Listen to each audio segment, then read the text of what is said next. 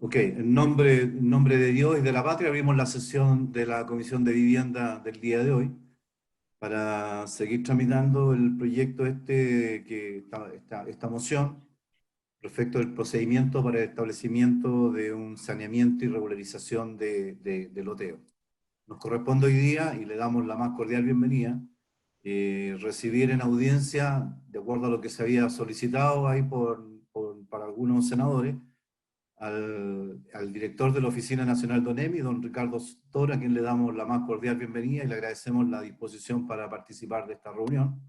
A quien, como bien señalaba, lo acompaña su subdirector nacional, don Cristóbal Mena, el subdirector de gestión de riesgo, don Rodrigo Ortiz, y su jefe de gabinete, don Camilo Gres. Y obviamente saludamos también, como siempre, a los asesores del Ministerio de la Vivienda, a Gonzalo y Nicolás Galvez, que nos acompañan, y por cierto a nuestros propios asesores y a los senadores que nos acompañan en el día de hoy. El tema de esta situación nace precisamente porque se estimaba respecto de la situación de los loteos, del saneamiento y regularización de loteo ubicado en zonas de riesgo, cómo esto impacta, ¿verdad? Y el interés que se tenía por conocer antecedentes de información desde la propia Oficina Nacional de Emergencia, cuál es la visión que se tenía respecto de este particular, dado que siempre, por diferentes razones, por avalancha, por deslizamientos, por inundaciones, por crecida, por erupciones, por incendio, en fin, por tantos efectos que nuestro país parece que las suma todas, ¿no es cierto? Siempre estamos viendo las desgracias que esto implica, así que le agradecemos este tema y ¿cómo se llama? Le agradecemos evidentemente la disposición. Don Jorge, ¿hay alguna cuenta para empezar inmediatamente con nuestras audiencias? Sí, presidente, muy breve. El señor ministro de Vivienda y Urbanismo, en cumplimiento de lo establecido en glosas de la Ley de Presupuestos, ha remitido antecedentes sobre mejoramiento de condominios sociales y su entorno, ejecución de proyectos de acondicionamiento térmico de vivienda y avances de diversos planes y programas a la cartera. Y por otro lado, se ha recibido un oficio del Ministerio de Bienes Nacionales, mediante el cual, también en cumplimiento de lo establecido en la citada ley, se remite información sobre los terrenos de que dispone esa repartición en el radio urbano. Solamente eso, señor presidente. No, perfecto, perfecto. Saludamos igual también a Alejandro. Ahí a veces momentos, Alejandro, me refiero al senador Navarro, que realmente hay cosas que nos dificultan, secretario, porque yo termino esta reunión y me voy a Valparaíso, porque estoy aquí más cerca de la posibilidad de llegar a Valparaíso una vez que termine la comisión, pero hay otros senadores que vienen de sus territorios, como el caso del propio senador Navarro. Entonces, en ese intertanto, cuando uno viene, uno aprovecha los tiempos, un tema que vamos a tener que conversarlo en algún minuto al interior De los comités. porque es una realidad. Yo sé que hay dificultades para el desplazamiento en vehículo, pero aquí hay cosas de fuerza mayor que no hay otra forma de enfrentarlo, a menos que alguien simplemente no quiera estar. Y nos consta a todos que tratamos de hacer todos los máximos esfuerzos por estar en las comisiones y en la sala, y a veces hay situaciones de fuerza mayor, y de repente uno toman decisiones, los comités, Sí, y omiten, ¿verdad?, las realidades que a veces se producen en estos temas de desplazamiento. Así que, así. dado esa información, la conversaremos con las instancias pertinentes. En todo caso, están todos los miembros de la comisión conectados al sistema de la reunión de la comisión de hoy día de vivienda. Así es. Y por eso aprovecho de darle, entonces, además de nuestra bienvenida, toda la palabra a don Ricardo Toro para que nos ilustre sobre la visión del ONEMI frente a las zonas de riesgo y temas asociados a este proyecto REC. Muchas gracias, don Ricardo, y bienvenido.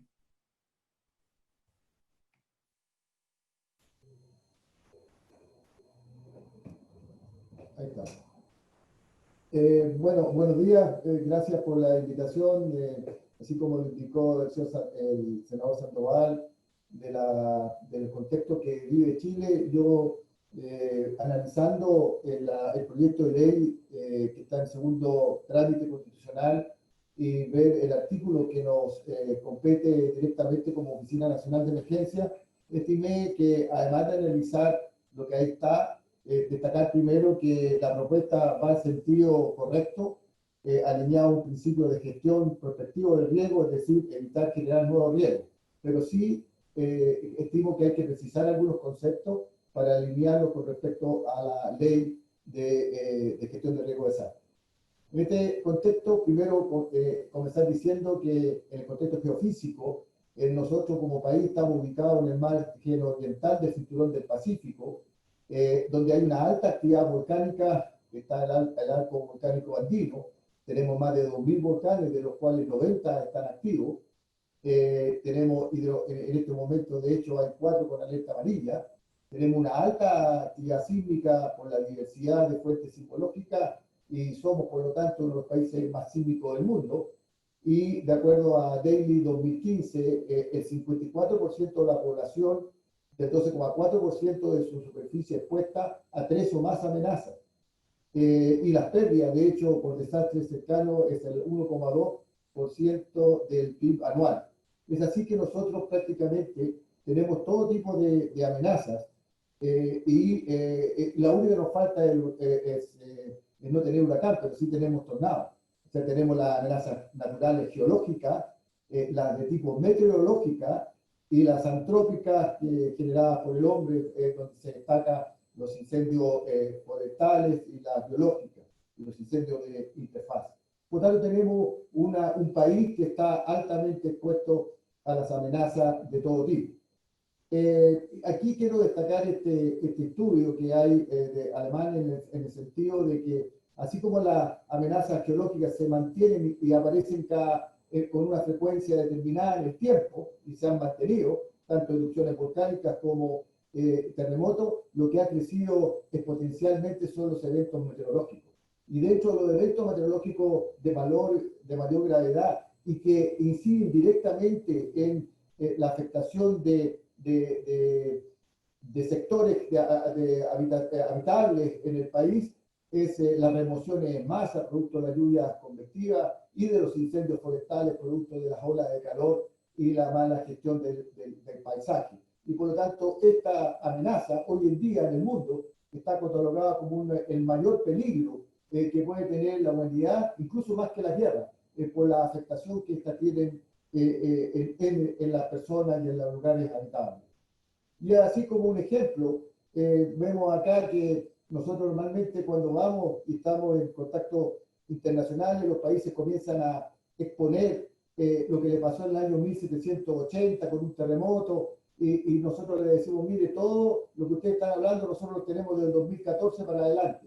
Y así que después del 1960 en Chile han ocurrido las grandes emergencias, mayores emergencias. Hemos tenido erupciones volcánicas que están en rojo, hemos tenido dos de mayor magnitud dentro del mundo. Han habido 31 sismos mayor de 7.5 Richter, de los cuales 27 fueron en la cuenca del Pacífico, y de ellos 4 en Chile, de ellos 2 en los mayores de magnitud de todos fueron los 2 de Chile, el de Iquique, el 8.2, que fue el año 2014, y que todos nos olvidamos porque nos quedamos como en el 2010, pero hubo 2 grandes terremotos después, y el del 2015 en Illapel con tsunami, que destruyó toda la bahía de Coquimbo, y han habido un sinnúmero de eventos meteorológicos de gran envergadura, como destacando la remoción en masa de Atacama,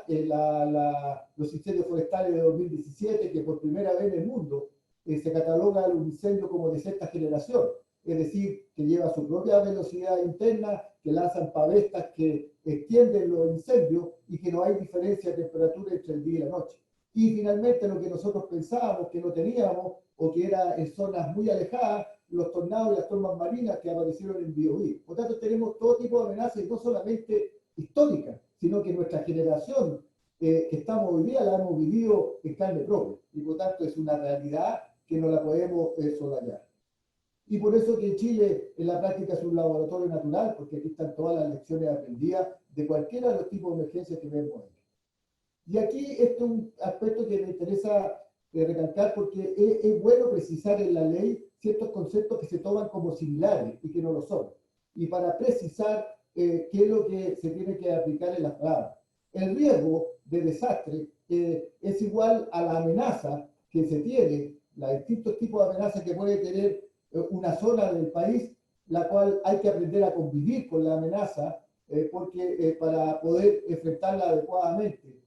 Y esta amenaza, por se tienen que considerar en relación con la exposición a la cual hay que evitar. Si tenemos una amenaza de cualquier de tsunami o de remoción en masa, la tenemos que evitar, tratar por todos los medios de evitar, y que si no la podemos, y porque eso genera vulnerabilidades que hay que disminuir.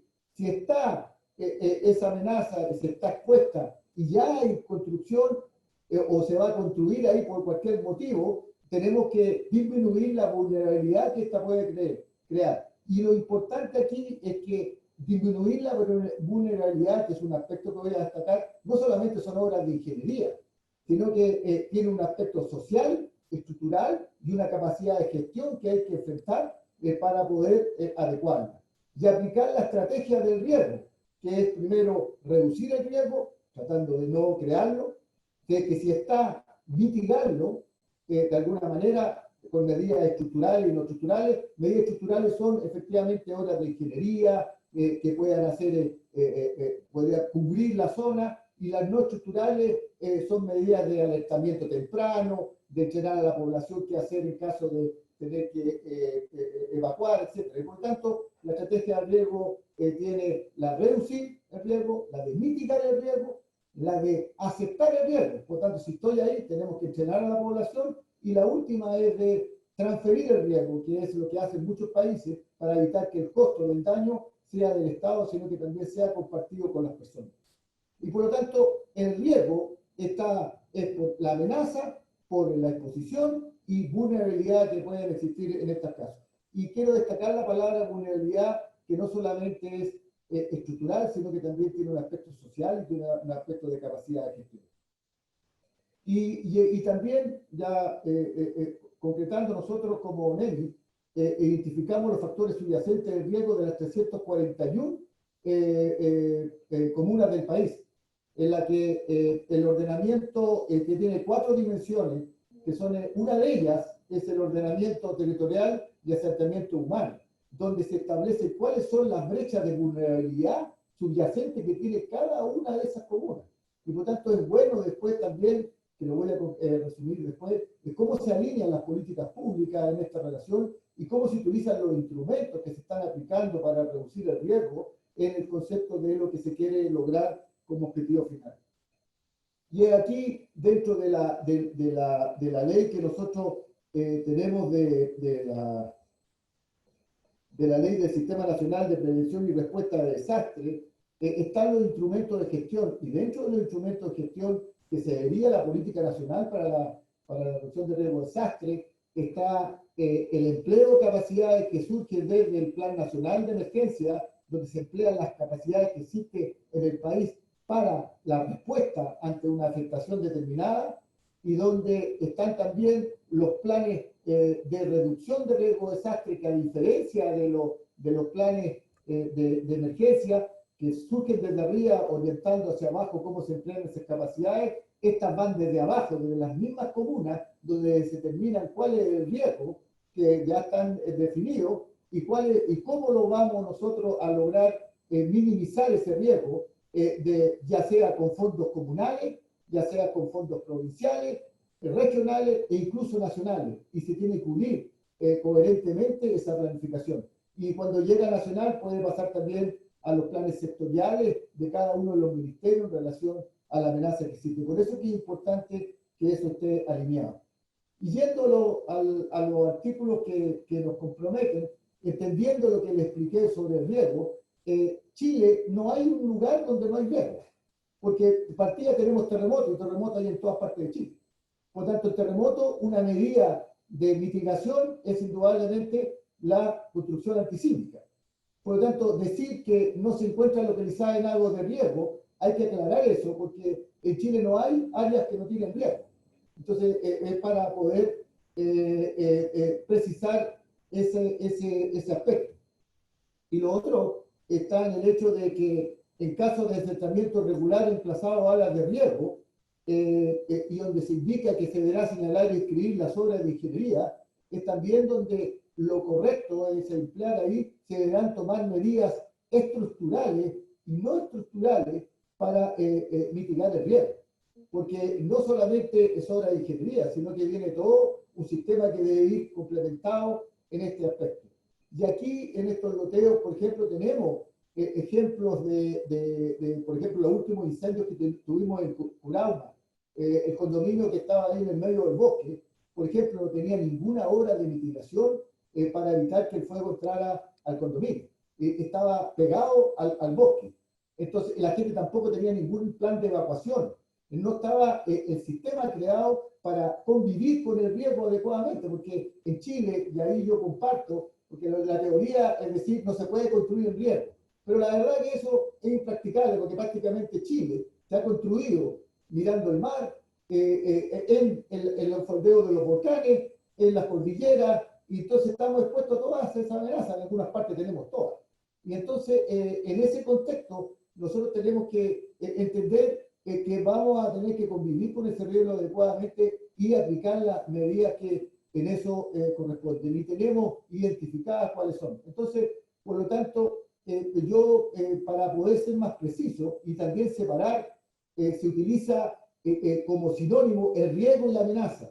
La amenaza es donde no hay personas, no hay asentamiento. El riesgo ya es la vulnerabilidad que se genera con esa amenaza. Entonces, hay que precisar cuando estamos en asentamiento, o cuando hay asentamiento, o cuando no hay asentamiento, para usar la palabra riesgo o amenaza. Y lo segundo, identificar que no hay lugares en Chile que no haya riesgo, porque en todas partes hay. Y tercero, que las obras de mitigación no solamente son estructurales, sino que también tienen que ir acompañadas con medidas no estructurales. Y por último, también identificar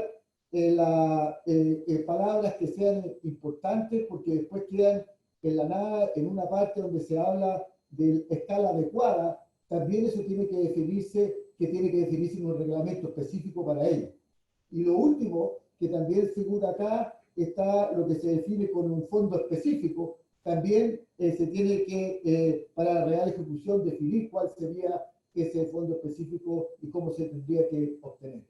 Y por último, para finalizar, quiero indicar la importancia que se tenga, que se alineen con las distintas, con la política pública del Plan del Sistema Nacional de Prevención y Respuesta ante Desastres, donde claramente establece que los planes comunales de reducción de riesgo de desastre, que es lo que indica acá, tiene que derivarse para mitigar eso con los PLADECO, con los presupuestos municipales, y de no ser así, a nivel regional, provincial, regional y nacional, y del nacional pasar a los planes de reducción de desastres sectoriales. Todo eso tiene que estar totalmente complementado. No es que ustedes tengan que colocar esto en la ley, pero sí estoy identificando aquí la importancia de que se alineen los conceptos que en ambas leyes indican.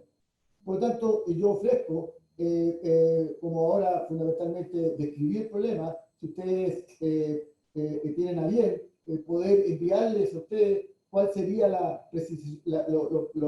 que efectivamente de forma precisa habría que colocar ahí, con la intención que tiene, porque claramente ustedes están tratando de evitar el riesgo. Y en ese contexto está el espíritu, pero sí hay que precisarlo correctamente con las palabras que corresponden y dimensionando efectivamente cuál es el riesgo y cuáles son las amenazas y el riesgo subyacente que existe en estos factores, para que hablemos todos en el mismo idioma y podamos alinear estas políticas públicas tan importantes para Chile, que sea un ejemplo, porque yo les pongo un ejemplo de terremoto. Si no hubiese, por ejemplo, habido medidas políticas públicas de hacer la norma sísmica, en Chile habría mucho más muertos de lo que han habido hasta la fecha.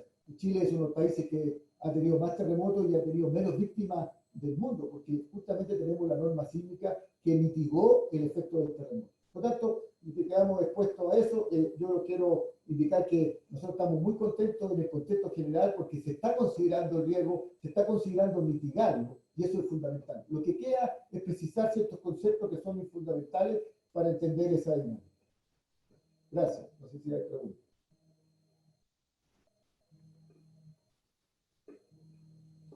Bien, muchas gracias, director.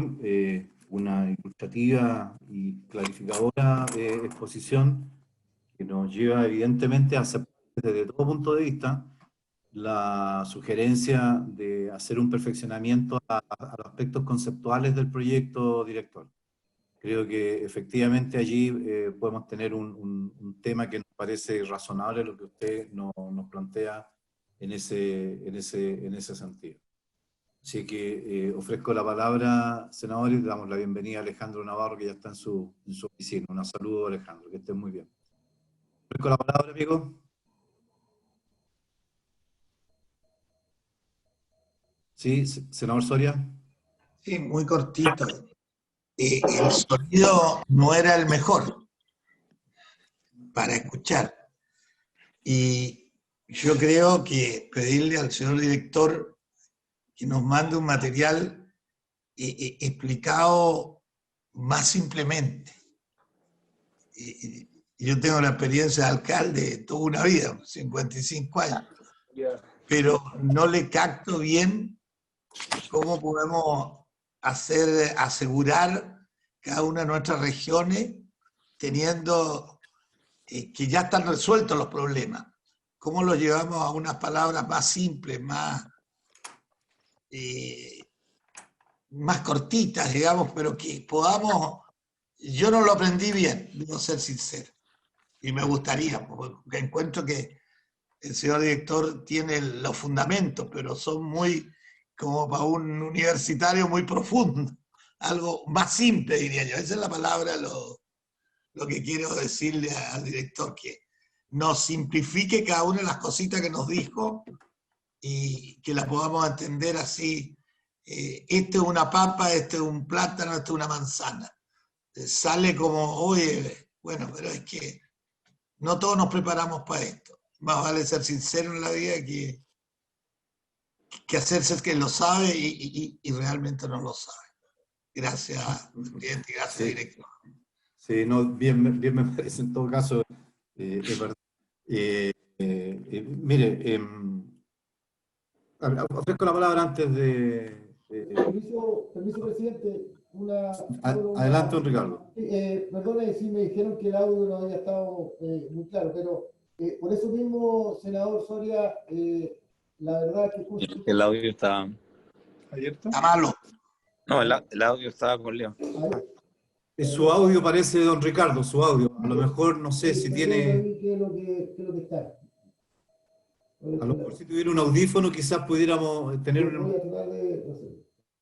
se le oye nada. Sí, se escucha... Me voy a haber dicho. No, pero... No, ahora peoró. ¿Ahora mejoró? No, sí. Empeoró ahora, adelante era mejor, pero yo no te entendía. Ahora te escucho la voz, pero ahora no te escucho la voz. Estoy con problemas. Ahí está mejorando. ¿Ahí? A ver. ¿Ahí? Yo creo. Se escucha mejor. Sí, ¿Se escucha mejor? Bueno, como voy a ver si, ojalá que se escuche, voy a ver qué es lo que pasó, pero por eso, senador, le dije yo que solamente le di un contexto y nos proponemos nosotros a que en el mismo texto que ustedes estén, nosotros proponerles cuál es la frase que hay que colocar ahí para que quede más precisa. Esa es la idea. Solamente yo di un contexto y, lógicamente, lo que hay que agregarle a la ley o modificarle para que quede dentro de lo que yo describí, nosotros le proponemos el texto, sin aumentarlo ostensiblemente, sino que colocar las palabras precisas. Bien. No, perfecto, perfecto, don Ricardo. A eso me parece, usted hizo tres observaciones que son válidas. El tema de la escala adecuada, cuál es la escala adecuada, ¿no es cierto?, en algún proyecto, en algún plano, ¿no es cierto?, de diseño. No se encuentren en áreas de riesgo, cuando usted muy bien señala que no sé qué lugar del país, ¿verdad?, no tuviera efecto. Yo en mi región pensábamos que no teníamos en algún minuto dado, y en el último tiempo me he enfrentado, incluso algunos por el cambio climático, cosas que antes no teníamos, la avalancha, los deslizamientos, porque cambió las precipitaciones, de precipitaciones nivales a precipitaciones en lluvia, y eso generó, ¿verdad?, un drama que ha costado incluso vidas en nuestra región. Incendios me tocó. Después hablaremos, porque entiendo, don Ricardo, que hay otro proyecto que está tramitando, ¿cierto?, la nueva ONEMI, que está en otra comisión, Gobierno Interior, del cual también evidentemente hay interés de conversar en algún minuto, porque los que hemos sido alcaldes, don Ricardo, siempre nos chocamos, como bien dice el senador Soria, siempre nos chocamos cuando hay algún siniestro, cuando hay alguna situación de emergencia y que hay que enfrentarla, ¿ya? Y la escala teórica de intervención a veces se empiezan a saltar porque empezamos a ser sobrepasados por las circunstancias, y hay un nivel ahí, le confieso que hay un nivel provincial que a mí, siendo alcalde, siempre me llamaba la atención, porque ese nivel provincial no tiene recursos, no tiene personal, no tiene medios, es solamente una figura estructural donde está el gobernador, pero bueno, entiendo que hay una escala jerárquica. Creo que en esa línea es muy extremadamente jerárquica la conducción del sistema de emergencia, y espero que en la nueva ley se haga cargo de esa realidad. Pero son los temas que tenemos, Jorge, para el gran sindicato de los exalcaldes parlamentarios, para que impulsemos la nueva ley de los gobiernos comunales, el verdadero rol. Alejandro, un saludo cariñoso, sí. Tienes la palabra. Gracias, presidente. No, para don Ricardo, escuchándola antes de llegar al Congreso. Mira, él hace una distinción entre riesgo y amenaza, ¿no? Riesgo es para cuando hay población, amenaza es para cuando no hay nada. Pero en ambos casos, los informes de la Sendaxiomín no son vinculantes. O sea, creo que tenemos un problema que después pasa a ser un problema a la ONEMI y pasa a ser un problema al país, es de que las facultades, respecto de la calidad y la capacidad de los informes de determinar conductas, incluso en la población, incluso los alcaldes, no son vinculantes. Entonces, la pregunta es para la ONEMI, ¿cómo fortalecemos tal el problema, digamos, está la ley en debate, no sé el estado de avance? Yo ahí propuesto hace rato un ministerio de catástrofes naturales y de amenazas y emergencias nacionales. Hemos estado con el director recorriendo el edificio de la ONEMI y ha habido un proceso importante allí. Pero el tema de las facultades, uno diría, aquí tiene que haber una autoridad integral que pueda determinar dónde hay un área de riesgo. Bueno, y nadie puede construir, me explico, ¿no? Porque al final el problema no va a ser solo el alcalde, que pueda poner restricciones en el plano regulador o de los gobiernos regionales.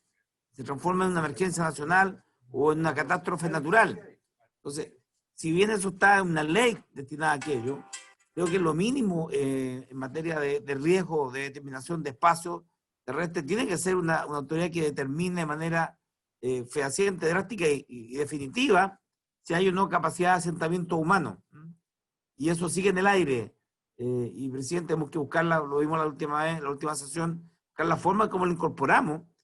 No nos van a perdonar que, habiendo detectado el problema, habiéndolo densificado, no operemos para resolverlo. Porque nunca sabe lo que va a ocurrir. O sea, en general, esto va a ocurrir una desgracia y se va a poner el tema, y la pregunta que va a hacer es ¿por qué no lo hicieron o cuándo debieron haberlo hecho? Entonces, este es un problema que resolvemos en la ley de los NEMI, ojalá en un ministerio de catástrofes naturales y emergencias nacionales, con poder sentado en el gabinete, ahí al frente del presidente, para que los ministros no minimicen la tarea de este ministerio, sino que sea en un país de catástrofe, la anticipación y la prevención es esencial. Está claro los ahorros que podemos tener del PIB en materia de prevención versus reparación o reconstrucción. Y está largamente abordado ese tema. Pero en el tema de determinar dónde se puede construir, y si está construido, ¿cómo desconstruir? Porque si el riesgo está, la pregunta es, ¿no? Esperaba hasta que la naturaleza reaccione, y presidente, usted allá en Chaitén, toda la zona de Coyhaique, la 11ª región, o sea, tenemos un problema con los volcanes, y hay asentamientos cercanos, y claro, están calmados 50 años, pero de repente van a entrar en erupción. Uno dice, ¿cuál sería la política para determinar cuáles son áreas de riesgo y amenaza y qué debe hacer la autoridad pública en torno a aquello? Lo de Chaitén lo menciono, porque cuando Pérez Lloma dijo, vamos a erradicarlo, yo dije, eso no va a ser así. Yo llegué el día 9 a Chaitén, cuando está el día, después de la erupción. Y me quedaba muy claro que eso no se trasladó, Chaitén sigue ahí mismo, ¿ok?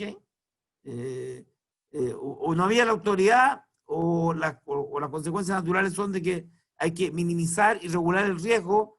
Entonces, para don Ricardo, la ONEMI frente a estos temas? ¿Cómo reacciona si encuentra una situación de amenaza y riesgo? ¿Cómo advierte y qué facultades tiene si las autoridades planificadoras del territorio no actúan frente a esto?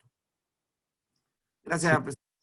Sí, muy bien, Alejandro, y sí, es verdad, y yo le agregaría este factor siempre tan reactivo, porque cuando estamos frente ya a la desgracia desatada, nos sobran micrófonos, nos sobra pantalla, nos sobra de todo, ¿verdad?, para llorar cuando los hechos ya están acontecidos. Y sabemos, la experiencia nos indica, ¿verdad? Usted mismo, director, nos señalaba de que Chile, bueno, es top 1, ¿no es cierto?, en riesgos y en amenaza y cuánta cosa se nos ocurra. Y creo que efectivamente ahí la inquietud que ha planteado siempre el senador Navarro es válida, en el sentido de, bueno, ¿qué hacemos? ¿Cómo se certifica? ¿Quién se resguarda? Porque usted hablaba, ¿no es cierto?, de estos riesgos de desastre y estas tres variables, ¿verdad? La amenaza, la exposición y la vulnerabilidad.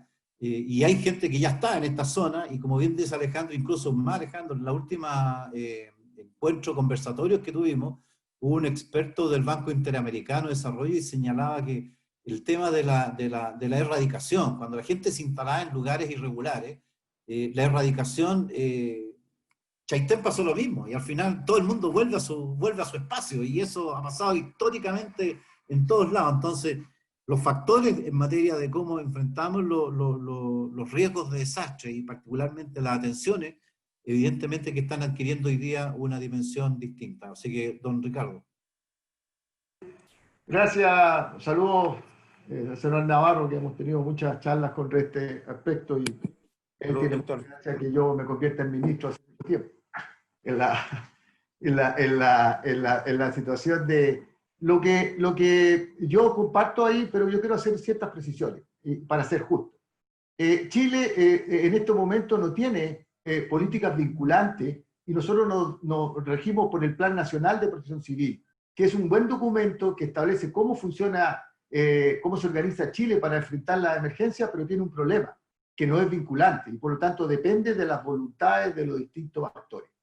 Y ese ha sido un gran problema de Chile. Ha tenido muy buena voluntad de la mayoría, pero no necesariamente eso hace cumplir. No obstante eso, nosotros en toda la fase del ciclo de riesgo del desastre, en que hemos hecho mucho en Chile en la parte preventiva, en la que hemos preparado a la población con simulacro, hemos mejorado el sistema de alertamiento. Prueba de ello que todo lo que falló en 2010 resultó sin ningún problema los terremotos del 2014 y los terremotos del 2015, donde evacuamos a toda una zona costera, ocupando los sistemas de comunicación, ocupamos el sistema de alertamiento, que se incluye los sistemas de aviso por celulares, etc.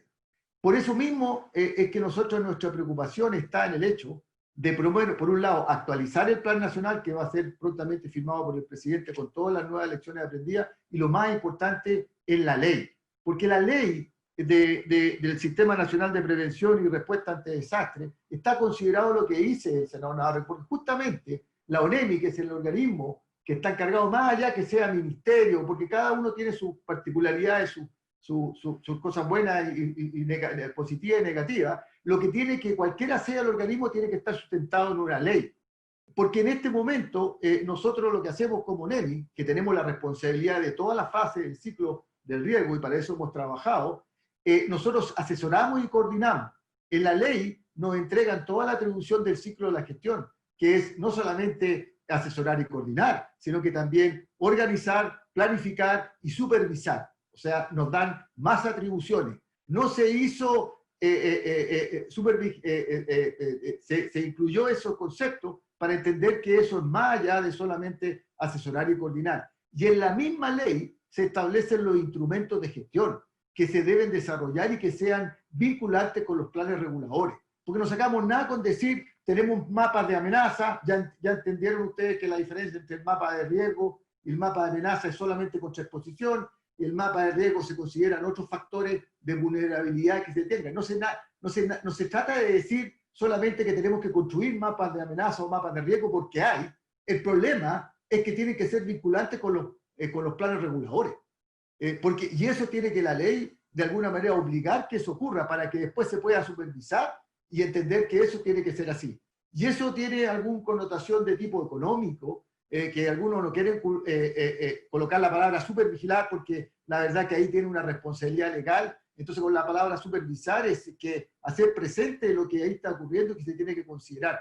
Y la ley considera todos esos instrumentos de gestión, tanto en aspectos que se tienen que tener para mitigar el riesgo. Y ahí es fundamental que cualquiera sea la instancia que lo regule, tiene que estar sustentado con una ley que sea vinculante y que haga que efectivamente los instrumentos de gestión hablen con los planes reguladores que nacen de las comunas, donde el senador Soria muy bien lo indica, donde están los principales problemas y en la base donde se tiene que identificar el riesgo para ahí desarrollar políticas que permitan minimizarlo o mitigarlo. Y ahí el senador, muchos dicen uno puede revertir el riesgo. Eso es cuando estamos hablando de lugares muy específicos. Pero yo les digo, ¿podemos revertir el riesgo en Iquique, en Arica, en Antofagasta? No, estamos con riesgo de tsunami y eso ya está ahí. Lo que hay que hacer es mitigarlo. Y lo que hay que hacer es aceptarlo para entrenar a la población para poder evacuar. Entonces hay lugares donde se puede revertir, hay lugares donde se puede evitar, y hay lugares donde hay que mitigar, incluso en algunos casos, lisa y llanamente aceptar. Pero esos instrumentos de gestión, de alertamiento temprano, de entrenamiento de la población, de horas de mitigación, deben estar alineados con los planes reguladores y con el riesgo que tiene cada uno, o amenaza que tiene cada uno de los sectores del país. Y ahí la ley juega un papel gravitante.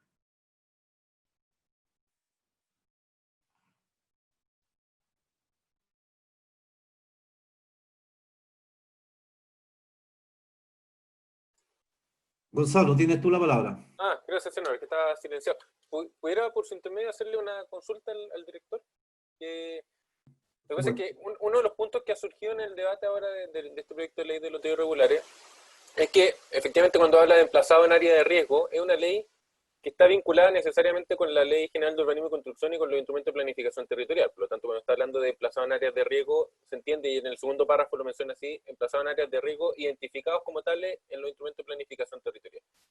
El punto es que ahí uno de los aspectos que han sido mencionados por otros invitados es el tema del área rural, porque un plan regulador comunal regula el área urbana de esa comuna y puede identificar los riesgos en el área urbana. Y en el intercomunal eventualmente puede, si es que hay intercomunal en ese sector, podría identificarse los riesgos del área rural y estarían identificados. El problema ocurre con aquellos asentamientos irregulares emplazados en área rural que tienen un plan regulador comunal, pero que no tiene identificado como tal el riesgo, pero que eso no significa que no esté el riesgo. Entonces, es ahí donde surgía la incertidumbre o la posibilidad de que algún asentamiento que no tuviera un asentamiento irregular, que no tuviera permiso ni recepción, quisiera acogerse a esta ley, pero estuviera emplazado en un área que sí está expuesta a una amenaza y por tanto hay un riesgo porque hay vulnerabilidad y exposición de familias que ya están asentadas ahí, pero que como no están identificadas como tales, no se les pida un estudio de mitigación, etc. Entonces, ¿dónde encontrar? Creo que parte de lo que estoy preguntando se responde con lo que acaba de decir el director, pero ¿dónde encontrar esos elementos para poder distinguir eso? Si son los planes comunales de gestión de riesgo de desastre, los provinciales o los regionales, si ahí hay insumos que pudieran servir de apoyo a esta identificación de riesgos en el área rural, porque me imagino que esos planes no distinguen entre rural y urbano, sino que son planes que toman el territorio comunal, provincial o regional en general, sin esa distinción. Pero nosotros, esto está vinculado a los instrumentos de planificación territorial que tienen ese ámbito, que hacen sí la distinción entre urbano y rural, y ahí donde generaba un área compleja que era el área rural expuesta a riesgo, pero que no esté identificado riesgo como tal en un instrumento de planificación territorial. Y ahí la aplicación de esta ley podía tener algún tipo de complicación. Entonces no sé si ahí pudiera ayudarnos con algún tipo de comentario.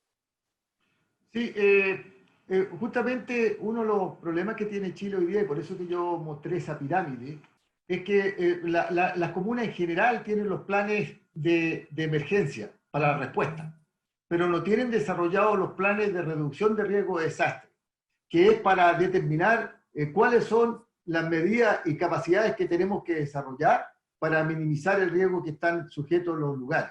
Por eso que en los planes de reducción de riesgo de desastre, a diferencia de los planes de emergencia que vienen del nivel superior y bajan, los planes de reducción de riesgo de desastre tienen como base las municipalidades, las comunas, donde identifican el riesgo, cuáles son las brechas que hay que cubrir y quiénes van a financiar esa brecha para poder mitigarlo, ya sea con fondos municipales y si no los tiene, con los fondos provinciales, regionales y nacionales, que incluso pasan a los planes sectoriales para que el Ministerio de Obras Públicas o de Vivienda asuma la responsabilidad propiamente tal en la comuna.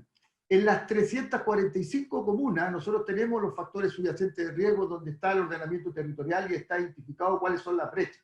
El problema está que ahora, por eso que la ley es importante, porque tiene como organismo, como instrumento de gestión la planificación, donde obliga a todos los niveles de la administración del Estado de elaborar la planificación conforme a la política que se establece ahí.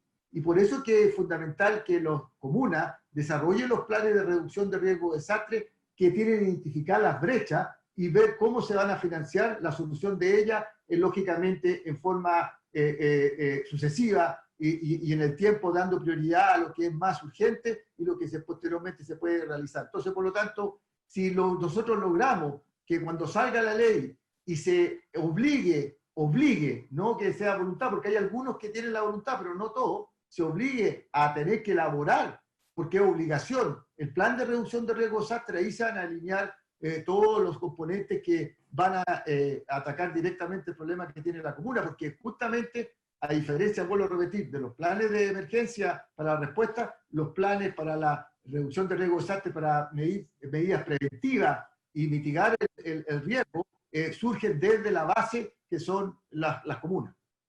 Y eso es lo que falta. Bien. Nos queda bastante más claro, director, senadores, dos cosas que uno resultaría que quizás que pudiéramos concordar en este minuto. No sé si está Vero Paz, ¿no es cierto?, de la biblioteca, que quizás pudiéramos hacernos, Vero, un pequeño barrido porque la ley del nuevo NEMI, ¿no es cierto?, está en gobierno interior, poder extractar de esa norma, de esa ley, aquellas materias que tienen que ver con cómo se vinculan con los planes de ordenamiento, con los planes territoriales, ¿ya? Donde esa norma se vincula, ¿no es cierto?, con materias que tengan que ver con el tema de la planificación urbana, el tema de las comunas, el tema del territorio, en esta dirección de lo que estamos hablando en este proyecto, ¿ya? Y poder tener alguna radiografía de cómo va esa norma, porque incluso más la otra vez vimos de algunos alcaldes, algunas observaciones de algunas exigencias que se están incorporando a esa ley, y siempre los alcaldes plantean el problema del financiamiento típico, ¿no es cierto?, que le asignan a los municipios tareas, más tareas, pero sin financiamiento al final del día. Entonces sería bueno quizás poder tener cómo esa ley se vincula con las normas que nosotros tramitamos y que tengan que ver con materias de planificación, con materia de ordenamiento territorial, con materia de los instrumentos de ordenamiento territorial. Lo segundo, el director nos señala que este tema es voluntario. Yo no sé cuántos municipios del país tengan, ¿verdad?, diseñado sus mapas, ¿verdad?, su estructura, su estrategia en materia de reducción de riesgo de desastre. Y como es voluntario, a lo mejor quizás sería bueno pedirle a través de alguna de las asociaciones municipales alguna información respecto de cómo va eso en las comunas, de cómo se está avanzando en ese sentido. Y lo tercero, director, efectivamente le vamos a pedir ante su ofrecimiento una miradita, ¿no es cierto?, conceptual al proyecto que estamos tramitando, hacer algunas correcciones respecto de temas conceptuales que usted muy bien ha señalado. Creo que es válido tener una plena sintonía en ese sentido con la nomenclatura en uso. Vamos a quedar absolutamente abiertos a esa tarea. Alejandro. Presidente, yo recordaba claramente que respecto al tema de los tsunamis, los tiempos de la CONAMA, estoy hablando de hace unos 12, 14 años atrás, esta presentación a Contraloría, que ahora estoy pidiendo con mi equipo, y la Contraloría determinó de que el encargado de implementar estos planes son el Ministerio del Interior y la ejecución y supervisión de los alcaldes. Y eso concluyó en que el que tiene que financiarlo es el gobierno, no los municipios. Toda la señalética, todo lo que tiene que ver con los tsunamis, los alcaldes se hacen cargo una vez de que ocurrió el tsunami, no antes. Tema preventivo radicada, y así lo determinó la Contraloría, en el Ministerio del Interior, y esto generó una polémica dura, porque aquí, antes que existiera señalética, no lo implementaban porque tenían, pero no tenían la plata para hacerlo. Creo que en esto hay mucho todavía que hacer, pero en torno a la obligatoriedad de cumplir y hacer vinculantes los informes, presidente, el proyecto de ley, yo pedí su desarchivo respecto a hacer vinculantes los informes de Cernagiomín en relación a la planificación territorial. Creo que está la oportunidad de avanzar en eso, presidente. No Sí. debían esperar otra opción de abrir el debate y por lo menos determinar de quién es la responsabilidad. Más allá de la obligatoriedad de la erradicación, por ejemplo, u otros mecanismos, pero en esto, como no está clara de quién es la responsabilidad entonces, si es de todo, no es de nadie. Eso. Sí. No, perfecto. Te pediría, Alejandro, que le hicieras llegar, por favor, a Verónica de la Vale. biblioteca los dictámenes, los antecedentes que se hayan avanzado. Creo que, como bien dices tú, es una buena oportunidad de echarle una miradita ahora y cerrar ese capítulo. Don Ricardo.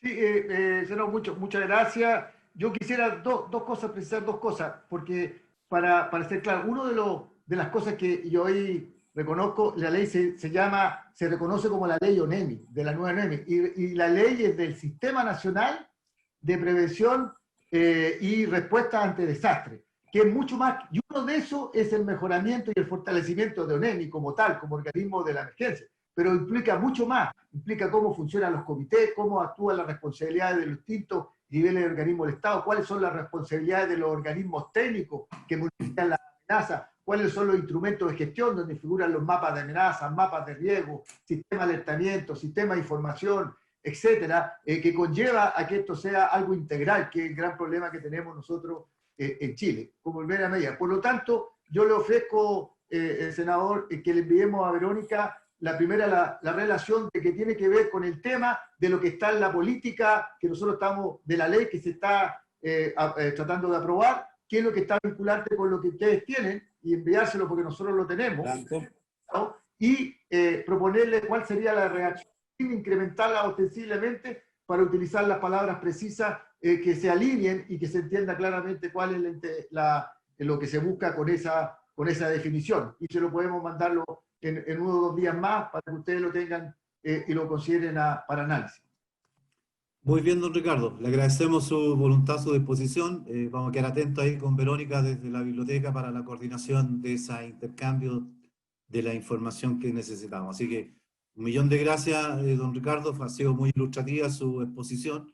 Lo liberamos de la audiencia solamente para agradecer de parte nuestra su disposición y entiendo que quedamos absolutamente ligados para seguir perfeccionando esto y otros temas que nos vinculan. Así que muchas gracias, don Ricardo. Uno siempre trata de simplificar la nomenclatura, por eso siempre habla la ley, uno dice la ley, la nueva NEMI.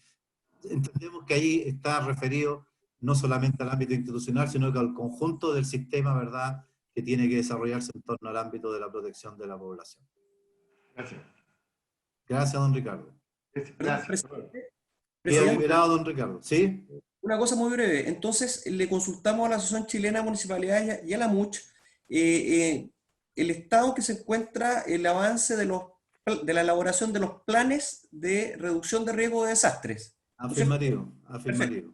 Ahora si don Ricardo los tiene, bueno, mejor si don Ricardo tiene la información de todas las comunas de las 345. Ah, no, entonces si lo tiene, entonces él se lo va a mandar junto con la información a Verónica. Sí, para tener una radiografía de hasta dónde ha llegado el esfuerzo de planificación. Perfecto. Perfecto. Bien, pues muchas gracias, don Ricardo, muchas gracias a la Oficina Nacional del Ministerio del Ministerio del Interior. Un abrazo muy grande, muchas gracias. Quedan liberados por si acaso. Gonzalo, ahora tú tienes la palabra los próximos 10 minutos, ¿ya? Respecto de aquellos temas que quedaron pendientes de la exposición relativa al tema de los directores de obras municipales. Tienes la palabra, Gonzalo. Gracias, presidente. Bueno, efectivamente, cuando vinieron los directores de obra, ellos proyectaron un comparado con algunas observaciones del proyecto de ley y al final unas observaciones generales. Y quedó pendiente porque a solicitud de la senadora Carmen Gloria Aravena, que nosotros nos pronunciáramos respecto de esas observaciones.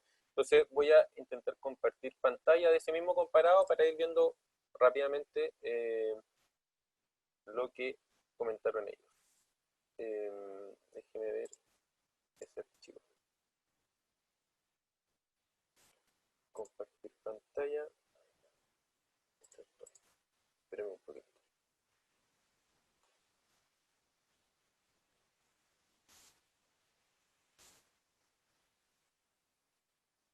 Se está compartiendo. Perdón, ahí están. ¿Se ve el archivo de la addon o no? ¿Sí? El que tiene la columna addon a la. ¿Sí, Jorge? Sí, al lado derecho. Perfecto. Entonces voy a ir al comienzo del documento. Entonces, miren, hay una primera observación que se repite varias veces, y yo ya hice algún comentario en sesiones pasadas, que los directores de obra señalan que no debería haber una fecha tope para que el asentamiento irregular que se acoge a la ley esté materializado de hecho. Y la verdad es que consideramos que ese es un tema sensible, que deberíamos discutir igual en la discusión en particular, de que llegamos a esa instancia, pero la ley vigente, aquí hay que hacer presente, que la ley vigente habla de que esté materializado el 31 de diciembre de 2006, ¿ya? Porque esta ley se publicó 2006-2007, 2007, o si no me equivoco, comienzo del 2008. Y en el fondo buscaba que estuvieran materializados antes de la publicación de la ley, o antes incluso de la tramitación de la ley. Y ahora en primer trámite se modifica esa fecha y se pone 31 de diciembre de 2018 en la misma lógica, que se trate de asentamientos que estaban materializados antes de que se discutiera la ley, incluso antes de que se publicara, ¿ya? Para que no se transformara en un mecanismo a través del cual uno pudiera promover el incumplimiento de la norma general es que se pida un permiso para hacer un loteo. Por lo tanto, esto solamente reconocer situaciones existentes antes de la aplicación de la ley, como la mayoría o todas las leyes de regularización de algo. Las leyes de regularización de vivienda también tienen fecha respecto de cuando estén materializados, y este no es un caso distinto. Entonces creemos que es pertinente que se mantenga una fecha o un concepto del tipo formar parte del catastro de campamento del ministerio, ¿ya? Que eso también se incorporó en la última modificación a esta ley, ¿ya? Que ahí ya está incorporada el año 2012. Pero creemos que sí es importante que haya una fecha de corte respecto de la materialización de los loteos irregulares que se acogen a este procedimiento. En ese sentido discrepamos un poco de la Asociación de Directores de Obra. Esto también es un tema a discutir cuando entremos en el detalle, porque respecto de cuántos lotes tienen que tener residentes en ese loteo, ¿ya? Porque muchos de estos loteos irregulares se acogen al procedimiento, pero uno va al territorio y no son territorios que estén necesariamente habitados, ¿ya? Están más bien demarcados algunos lotes y algunos están habitados y otros no. Entonces, en esa discusión, la ley vigente habla de que el 40% de los lotes resultantes existan residentes, si es que es urbano, y 30% en los demás casos. Esto se discutió en primer trámite y los diputados consideraron que ese porcentaje debía ser sustancialmente modificado y no hacer la distinción tampoco entre urbano y rural, y pide que 90% de los lotes resultantes del asentamiento existan residentes permanentes. En el fondo es que se regularice un loteo en el cual hayan habitantes, hayan residentes. ¿Por qué? Porque también las obras de urbanización que se van a ejecutar ahí van a beneficiar a por ejemplo, el propietario de ese loteo, ¿ya? A quien vendió derechos a algunos de los residentes y a otros no, y después va a verse beneficiado por unas obras de urbanización que no ejecutó él, que debería haber ejecutado como loteador. Entonces era importante que hubiera residentes, ¿ya? Entonces aquí la dirección, la Asociación de Directores de Obra habla de bajar de 90 a 80. De hecho había otra indicación en primer trámite que hablaba de 70, si no me equivoco. Bueno, el guarismo yo creo que es algo que hay que discutirlo, pero lo que había detrás es que el guarismo actual de 40 y 30 se consideró bajo en el primer trámite y se buscó aumentarlo y se aumentó a 90. Si debiera ser 90 o debiera ser un punto medio, bueno, creo que es entrar en la discusión ya más en particular, pero eso era lo que se buscaba. No sé si es necesario vincularlo necesariamente a registros social de hogares o es un procedimiento que tiene verificaciones en sí misma. Este proyecto de ley contempla distintos medios de verificación de las cosas. Esto de la asignación de los lotes también es algo a revisar, porque el Ministerio de Bienes Nacionales también lo observó la semana pasada. Esto es en la medida de que estemos hablando de un lote que no tenga un título inscrito. Si estamos hablando de la regularización de loteos que tienen dominio sobre el terreno, no corresponde que se estén asignando a otros propietarios. Eso ya contravendría otras normas del derecho. Pero si no tienen propietario inscrito, lo que buscaba en el primer trámite de los diputados era que el fisco entonces asignara esos lotes que no tenían residentes a otras familias para que se pudieran emplazar en ese lugar. Creo que también va en la línea correcta. Eso habría que precisarlo quizás, porque quizás no están bien ocupados los términos. ¿Ya? Esto de redestinar, el Ministerio de Bienes Nacionales también dijo, ese término no me parece que sea el correcto. Pero bueno, habrá que buscar el término correcto y presentar una indicación para precisar. Después, esto era el requisito, voy a ir más atrás. El numeral 4 de este artículo habla de que las viviendas tienen que tener una determinada tasación, ¿ya? Para que esto sea de loteos irregulares de viviendas, no de viviendas de segunda vivienda de alto valor, sino que para otro tipo de asentamiento que de viviendas de bajo valor, que no excedan de las 2.000 unidades de fomento en promedio, y habla de calculada conforme a la tabla de costo y pide una tasación, ¿ya? Entonces, respecto a esa solicitud de tasación, el proyecto de ley aprobado en primer trámite dice que no será aplicable en los casos de campamentos que tengan 90% de habitantes que integren el 60% del registro social de hogares. Aquí la Asociación de Directores de Obra elimina lo del 90%, lo deja solamente para que se encuentren dentro del 60% más vulnerables. Otros invitados hablaron que simplemente se eximiera la tasación a aquellos asentamientos que corresponden al catastro de campamentos, que podría ser una solución perfectamente válida. Yo creo que ya decir que son del catastro de campamento ya está dentro de este supuesto de que se encuentra dentro del 60% más vulnerable. Todas las familias que habitan en campamento, o si no son todas, serán 90 y tanto por ciento, están dentro del 60% más vulnerable. Por lo tanto, entrar en esa precisión de 1 a 1 quizás es innecesario y quizás vale la pena hacer una excepción general a los del campamento. Aquí también tenemos una discrepancia, porque la Dirección de Obras dice que el proyecto tiene que ser patrocinado por un arquitecto, ¿ya? Y que es el profesional que tiene que presentar el expediente completo, compuesto por tal y cual. Y después habla de nuevo de que tiene que ser un arquitecto, porque tiene los conocimientos necesarios, el manejo de las normas, etc. Y ahí discrepo, porque la verdad es que la Ley General de Urbanismo y Construcciones para el cargo de director de obra permite que el director de obra sea arquitecto, ingeniero o constructor. Hace una distinción dependiendo del tamaño de la comuna, etcétera, pero permite esas tres profesiones, asumiendo que son tres profesiones que podrían estar vinculadas a estas normas. Creemos que en este caso también debiera mantenerse la misma lógica. O sea, un ingeniero civil, un constructor, podrían perfectamente llevar adelante este proyecto de saneamiento. Lo que se está pidiendo es la ejecución de obras de urbanización principalmente, por lo tanto, un ingeniero o un constructor estarían perfectamente capacitados para eso. Creemos que restringirlo solamente a los arquitectos no sería una mejora a la ley, sería restringir la aplicación de la misma, y no creemos que esté suficientemente justificado el dejar fuera a los otros profesionales que ya están admitidos que puedan hacer esto, ¿ya? Aquí plantean que la tasación la tenga que hacer ese profesional que presenta el expediente. En la ley vigente habla que la DOM es la que tiene que efectuar la tasación, pero que también la puede efectuar el Serviu cuando la regularización la solicita el Serviu, por ejemplo, para los proyectos de campamento. Entonces, la tasación la hace o el director de obra o Serviu. Acá la Asociación de Directores de Obra plantea que es el profesional que hace el proyecto de loteo el que hace la tasación. Habría que revisarlo con detalle, ¿ya? Porque la idea era que lo hiciera un organismo público, ¿ya? No que lo hiciera el mismo solicitante la tasación. O quizás si la va a hacer el profesional patrocinante, bueno, igual tendrá que pasar por una avisación del director de obra para que verifique que efectivamente esa tasación está correctamente efectuada. No sé si sea pertinente pasarlo directamente del director de obra al profesional que presenta el proyecto sin una avisación del director de obra. Podría haber algún... Yo entiendo lo que dice la Asociación de Directores de Obra, porque esto es una carga adicional de trabajo, ir a tasar vivienda por vivienda, ralentiza mucho este procedimiento. Efectivamente eso, y por lo mismo la excepción para los campamentos. Pero dejarlo exclusivamente en manos de quien presenta el proyecto también podría tener algún tipo de complicación porque falta la verificación del órgano público.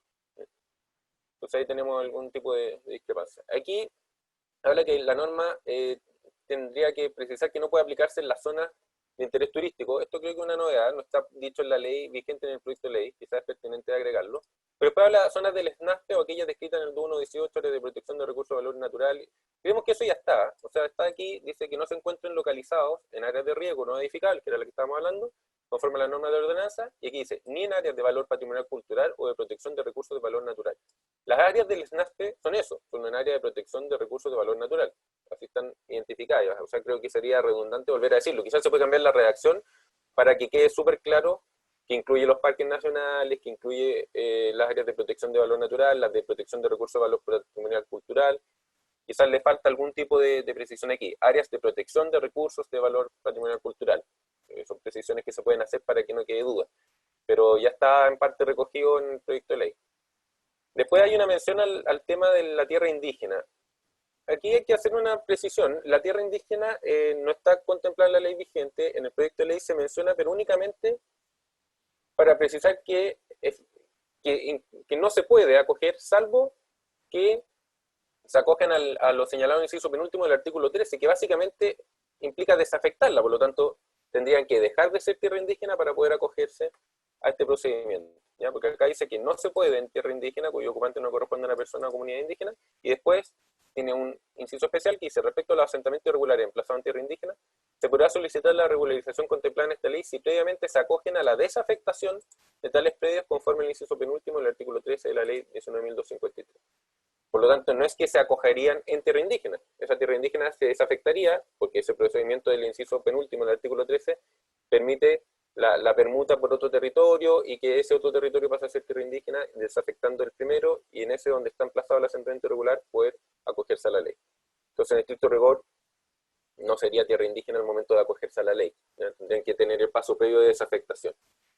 Entonces, en ese paso previo creo que hay un rol que puede tener la CONADI, como menciona acá. No me manejo en el detalle de eso, pero entiendo que ahí está el rol, más que darle un rol en esta ley, ¿ya? Pero si quieren es algo que podemos discutirlo. Esto se incorporó en el primer trámite por los diputados, pero si estima pertinente que haya que modificarlo o eliminarlo o dejar otra mención, creo que es algo súper discutible, digamos. Para dejar, a lo que quiero llegar es que en el primer trámite sí estaba el resguardo de velar por el respeto de la ley 19.253, ¿ya? Y acogiéndose a una figura que está reconocida en esa misma ley, que es la posibilidad de desafectar determinados predios que son tierra indígena para que se puedan acoger a esta ley. O sea, permite la desafectación para distintos efectos, y uno sería este, ¿ya? Quedaría vinculado acá con este inciso. Pero es algo para discutir en detalle después. Aquí está lo que estábamos hablando, el tema de los asentamientos fuera del límite urbano, pero que están en área de riesgo, pero que no están identificados necesariamente como riesgo. Los directores de obra dicen que se deben incluir un informe sobre la calidad del subsuelo, sobre posibles riesgos provenientes del área circundante y las medidas de protección que se adoptarán en su caso, visado por la unidad correspondiente. De existir medidas físicas de mitigación, deberá contar con el proyecto de especialidades correspondiente, firmado por un profesional especialista en los términos del 2117, es decir, con la aprobación de los organismos técnicos del Estado con competencia en la especialidad. Creemos que hay un avance en proponer algún tipo de solución para ese territorio, quizás con los antecedentes que nos envíe el director de la ONEMI, poder ahí precisar algo para estos territorios, porque es lo que más han dicho todos los invitados, el tema de los asentamientos rurales emplazados en áreas de riesgo, que están expuestas a una amenaza, pero que no están identificadas como áreas de riesgo en el instrumento de planificación. ¿Qué se les va a pedir? Pareciera ser que es necesario incluir algún tipo de exigencia para resguardar que no se estén regularizando loteos sin hacerse cargo de la mitigación de las amenazas. Aquí vuelve a plantear el requisito de la fecha, que ya lo habíamos hablado. El tema de los formularios, no creemos que sea necesario precisar más en la ley. Aquí habla de un formulario. La ley precisa que la solicitud debe hacerse con un formulario único provisto por el ministerio, y los directores de obra hablan de otro formulario. Me parece pertinente, o sea, que esta ley tenga su propio set de formularios, ¿ya? Y que los directores de obra ocupen siempre el mismo formulario para otorgar el permiso, para hacer las observaciones, para dar la recepción o modificación. Eso ayuda mucho a la gestión, ¿ya? Porque si no, cada director de obra tiene que inventar su propio formulario y eso no tiene mucho sentido. Pero no creo que sea necesario decirlo en la ley. Yo creo que es una medida de gestión que tiene que adoptar el ministerio una vez publicada la nueva ley, ¿no? Adaptarse a la nueva figura. Si la nueva ley contempla modificación de permiso de loteo de esta ley, tendrá que tener su propio formulario. Quizás se puede incorporar algún tipo de mención a ello, pero más que ir uno por uno mencionándolo en otra parte. Después está el tema de la fecha nuevamente, la mención del registro social de hogares. Ahí creo que tenemos que discutirlo con más detalle si es pertinente hacer ese requisito o si vamos a estar entrampando la verificación de antecedentes y con ello estar entrampando la aplicación de la ley. Después aquí vuelve a decirlo del plano suscrito por un arquitecto, ya que en este caso se debe conocimiento específico de norma urbanística y formación enfocada al desarrollo espacial urbano que no son parte de otras profesiones. Aquí discrepo, o sea, creo que los ingenieros civiles y los constructores sí tienen los conocimientos necesarios como para poder llevar adelante esta ley. ¿Ya? Creo que así se ha llevado hasta ahora, se reconocen esas profesiones también para ser director de obra, entonces creo que pudiera hacerse esa distinción. Donde la topografía lo permita, el proyecto considerará la ruta accesible a nivel bien nacional de uso público proyectado. Creo que esto está en otros artículos ya tratados. La obligación de las sesiones de áreas verdes, los cuales estarán exentos del cumplimiento de caída mínima. Yo no le diría en términos tan absolutos, me gusta más, en lo personal, la opción que ya tiene la ley vigente, el proyecto de ley, que le da a la Seremi de Vivienda y Urbanismo la posibilidad de autorizar caso a caso excepciones. No que estén de pleno exentas y que el loteo podría no tener ningún tipo de cumplimiento de esto, ¿ya? Es la Seremi la que tiene que aprobar caso a caso, que por ejemplo la superficie para área verde no sea estrictamente la que pide la ley general, porque eso implicaría sacar a alguna familia de su lote, y que pueda ser una superficie un poco menor, pero que lo vea caso a caso para que no termine transformándose en una exención absoluta en donde no hay áreas verdes o las vialidades son de unas dimensiones muy menores. Esto creo que también genera algún tipo de complicación, pedir que se acompañe como antecedente obligatorio la factibilidad sanitaria y la factibilidad eléctrica. Ojo con eso, porque en la solicitud de regularización lo que uno está acompañando es un proyecto de loteo para que, otorgada la recepción provisoria, con el certificado de recepción provisoria, el interesado vaya a solicitar el financiamiento para la ejecución de las obras. Y es ahí donde tiene que conseguir el financiamiento para las obras sanitarias. Quizás lo que se tiene que pedir, o darle una vuelta, es si existe la posibilidad de, si ese asentamiento está dentro del territorio operacional de una empresa o no, si está en el área rural, si es posible, un agua potable rural, si es que existe la posibilidad, más que si ya está la factibilidad, porque es posible que la factibilidad no esté, pero que pueda llegar a estar, digamos, o sea que precisamente con la aprobación de la recepción provisoria se abra el espacio para ejecutar esas obras que le den factibilidad. Gonzalo. Dígame, sí, me estoy alargando mucho. Sí, ¿sabes tú lo que pasa, sí, Gonzalo? Es que mira, estamos entrando en los detalles de la moción y nos podríamos entrampar ahí. Entrampar en muchas situaciones. Yo creo, mira, quedemos de nuevo con... Yo creo que lo que yo sugiero en este minuto es que me da la impresión de que ya tenemos un consenso básico, ¿verdad?, de la necesidad de avanzar en esta moción, en este proyecto, ¿ya? Hemos escuchado a varias personas, creo que la situación de ocupaciones irregulares requieren un espacio de atención y necesitamos avanzar en esta tarea. Yo sugiero dos cosas. Uno, dejemos el trabajo legislativo como lo hicimos en proyectos anteriores, como el caso, no sé, de condominio, donde se formamos todo un equipo de apoyo con todos los asesores de cada uno de los parlamentarios, más el ministerio, más la biblioteca, y vamos construyendo, ¿no es cierto?, ya en la revisión del detalle del proyecto. Yo creo que ya hemos escuchado a diferentes actores, esto viene de la Cámara, ¿no es cierto?, habrá que hacerle las correcciones que estimemos conveniente de realizar. Creo que hay un consenso de que aquí hay necesidad de avanzar en esta regulación y en esta norma. Por lo tanto, yo sugiero, para no seguir entrando en el detalle, Gonzalo, del tema, yo sugiero, senadores, tras la próxima exposición, que entiendo que viene Serna Giomín, don Jorge. Sí, presidente. La próxima semana, especialmente a petición del senador Navarro, se acordó invitar a Serna Giomín, próximo martes. Perfecto, mira, yo sugiero, si les parece, vemos la exposición de Serna Giomín, hoy día vimos la de ONEMI, estamos hablando ya de los temas cerrados, hemos escuchado a diferentes actores, y escuchemos a Serna Giomín, hagamos la votación en general del proyecto, lo mandamos a la sala y tomamos a continuación de eso, una vez que la sala lo vea, que lo apruebe, ¿verdad? Y entramos al trabajo de detalle con los diferentes equipos, con los diferentes asesores, con la construcción de estos equipos técnicos, como lo hicimos con la ley de condominio. Si les parece, senadores, para ir cerrando el tema, Alejandro. ¿De acuerdo? ¿Bien? Juan Ignacio. Bien, ok. Okay. Juan Castro. También, ok. Jorge. De acuerdo. Estamos todos de acuerdo. Entonces, lo hacemos de esa manera mejor y entramos después ya al detalle, porque creo que efectivamente hay harto en el detalle que trabajar y conformamos el equipo técnico como lo he hecho en otras ocasiones. ¿Ah? Bien, pues amigos. Un abrazo cariñoso, que tengan buenos días, buena semana, cuídense todos. Gracias por la presentación y nos estaremos encontrando en cualquier minuto. Un abrazo muy grande a todos. Muchas gracias, presidente. Que estén bien.